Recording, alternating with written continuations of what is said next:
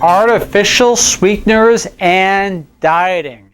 Or should I actually say artificial sweeteners and not dieting?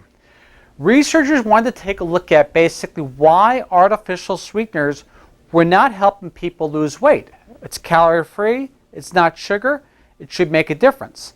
And not only on top of that, in some people, artificial sweeteners were helping gain weight. So, the researchers wanted to see what happened in animals. And what they did is took a group of rats and they administered well within the permitted range of the FDA 3 artificial sweeteners. They gave saccharin, they gave sucralose, and they gave aspartame.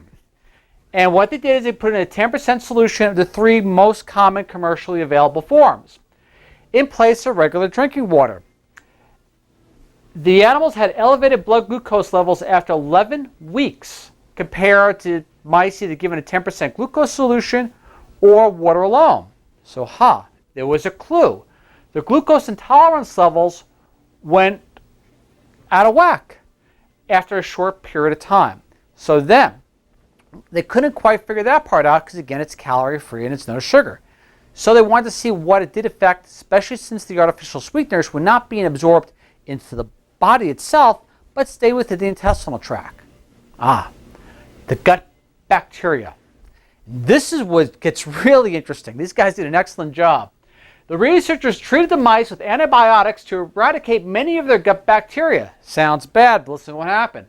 This resulted in a full reversal of the artificial sweeteners' effects on glucose metabolism. This is where it gets even more intriguing. Next, they transferred the microbiota from the mice that consumed the artificial sweetener to germ-free mice, resulting in a complete transmission of the glucose intolerance into the recipient mice. So, the mice they fed the artificial sweeteners to, in this case now we're going to move to saccharin, because saccharin's the one they continued with.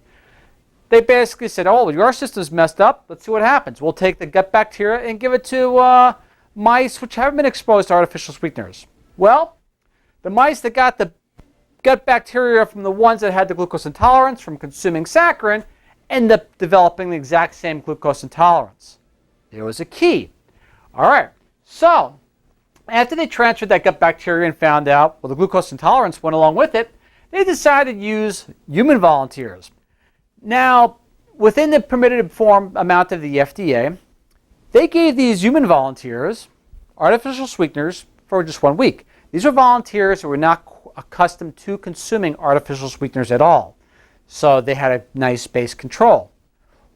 Guess what happened? After 7 days, the findings showed that many, but not all of the volunteers had begun to develop glucose intolerance after just 1 week. 1 week.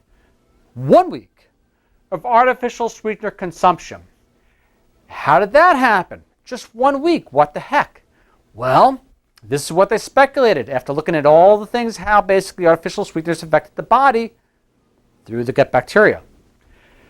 Alanov, which I'm probably pronouncing his name wrong, so I apologize, believes that certain bacteria in the guts of those who developed the glucose intolerance reacted to the chemical sweeteners by, you ready for this?